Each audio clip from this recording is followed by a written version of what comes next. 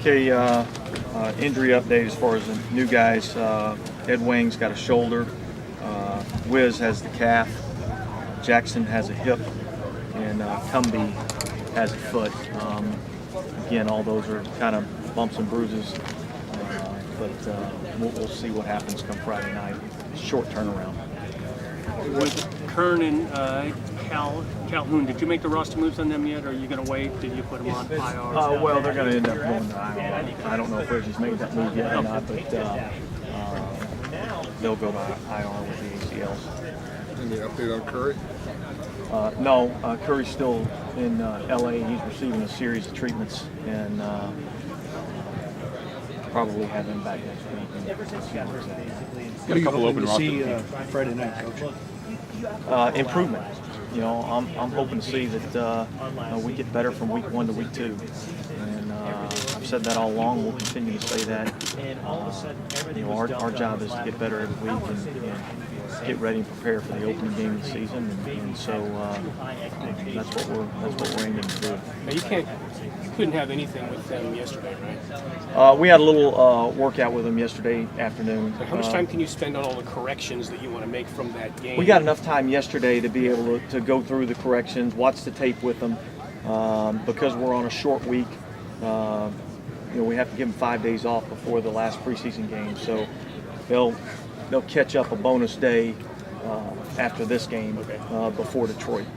How much does the short turnaround affect what you can do Friday? Does it affect in terms of game planning and how much guys can It's not play? going to affect us a lot as far as game planning is concerned. You know, during the first 2 players' day offs, as a staff, we worked on game planning for both Arizona and Dallas. So we've kind of got the game plan in place, and you know, I don't anticipate that really being that big of an issue. It's more or less getting guys recovered and ready to play again on short rest. Is it beneficial to have a short? You're obviously going to have a short turnaround like this in the regular season with the Thursday night game. Is there any benefit to going through it now, or?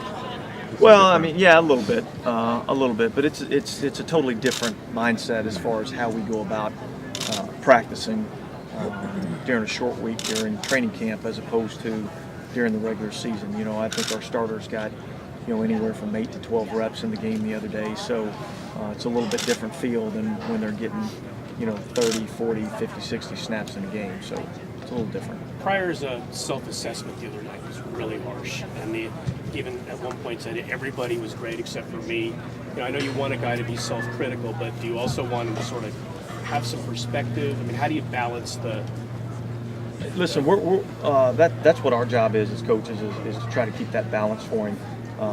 You know, he's a competitor just like all the rest of us, and he's always been used to being the best, and so he's very critical of himself, and that's the only way that you get better is you look at it honestly and you see where you made your mistakes and you try to get better and correct them, and that's our job as coaches to help him. Oftentimes you get the number one guy who's always kind of looking over his shoulder, kind of worried about the guy that might be taking his job. When you look out in the field and see Carson out there now with Pryor, and he's always willing to help with those guys, what's that say about him? Well, it says a lot about Carson as a person. It says a lot about him as far as his being a team player. It says a lot about him as far as his unselfishness. It says a lot about him as far as wanting to win. And that's the only way you develop a team, and that's the only way you develop a championship team is we all got to be in this together. And there's nobody that's we're not independent contractors just looking out for ourselves. We're looking out for the Raiders and what we feel like helps us win. And it helps Carson Palmer if Terrell Pryor gets better as a quarterback.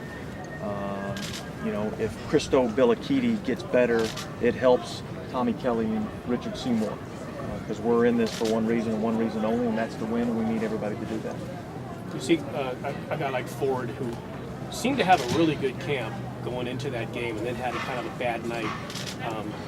How much stock do you put into that, and how much of it do you just, you don't write it off, but do you just say, all right, he just had a bad game, we're going to move on? And what did you see from him today? He didn't play up to his expectations or our expectations in the game the other day. It's one football game. It's not the end of the world. He knows, we all know, we all got to get better, every single one of us out here. And that's what we expect to do. We expect to get better from one day to the next. We got to put that one behind us because there's not anything we can do about the last one. We got to go on to the next one. So he's done a good job of putting it behind him. He's ready to go back to work, and we got all the confidence in the world in Jacoby Ford. You mentioned Bill O'Keefe. What did he and Hamilton show you on Monday night that you liked? What did you see from those two guys? I was impressed with both of them as far as their effort.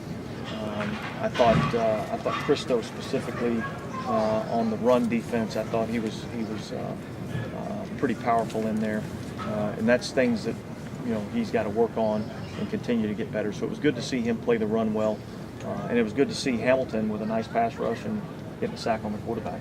What are some of the things that Cardinals do that are going to give you a challenge and give you a good look to help your team? Well, they're going to throw the ball to number 11.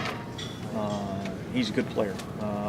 They present some tough challenges. They give you a lot of different looks on defense, and then obviously offensively, I think they got a good runner. Obviously, Larry Fitzgerald's an outstanding receiver, so we'll have our work cut out for us. Really, I'm not really as much concerned about what Arizona's going to do. I'm a lot more concerned about us and how we execute. Phil Borstein played a couple plays in the game. What have you seen from him so far? And he's pretty thin at that. I've seen a young guy that wasn't with us for OTAs and minicamp who's come out and caught our eye a little bit. He's done some nice things. So I'm looking forward to watching him play again and see where he's at after the first preseason game. See what kind of improvement he makes for the second one. You guys have a couple open rosters. Are you looking to bring any guys in at this point? Well, we're always looking. I mean, we're always checking the waiver wire, and anything that we feel like is going to help us and give us a chance to be better, we're going to do it. So we haven't found that guy that fits that bill yet. But when he's out there and he's available, we're going to try to go get him. Are you having Miles Wade in for a tryout today? Say that again? Miles Wade, is he coming in for a tryout? I don't know that. Okay. Prior to your night, he was on the move a lot. Were you confident that when he was moving that he was doing it because he had to, because he'd get flushed, pressure, or were there any times when he was too quick to? Well, I think it's a combination of a lot of things. I think obviously there was a couple times where protection broke down, and there were some times where he got to sit in there and make his reads, but. It's been a year since he's been in a real football game. So I wasn't totally discouraged. I'm looking for him to get better. And he's been working hard to do that. And so I'm not going to draw any conclusions on where Terrell Pryor is. I'm going to let the process play out. So talk about you like the decision Carson made to go in deep to Jacoby. It's a good decision. How is the balance between risk and reward for a quarterback in those situations? How do you balance that? Well, I mean, I think you understand what the situations are, and when you got single safety middle and you got speed on the edges, you're going to take your shots. And we go back, we look at the tape, we learn from it. There's corrections that can be made all the way through, and we don't look back. I mean, I don't think you can ever have your quarterback be scared to take a chance. And took a chance, didn't work out, we go to the next play. You expect to see Shane punting in a preseason game? Yes. Did his knee have any kind of procedure or anything? Or He had a scope. How surprised are you after last week to see Goodson back this soon?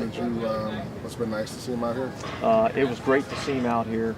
Not surprised that he's out here after seeing how he was coming around in the rehab process over the last couple of days. I mean, we kind of knew that he was going to be close. He wanted to play in the game the other day. We held him out for precautionary reasons. I anticipate him playing in the game this Friday night. Did he surprise you at all with how good he was the first 2 weeks of camp, or did you think that was the case coming in? Well, he had a great offseason, and so in that regard, I wasn't necessarily surprised. But I have been very pleased. What did you see from him today, first practice back? I saw the same explosion, I'll look at the tape and see exactly where he was from a mental standpoint and assignment-wise, but made a nice cut in one of the team periods.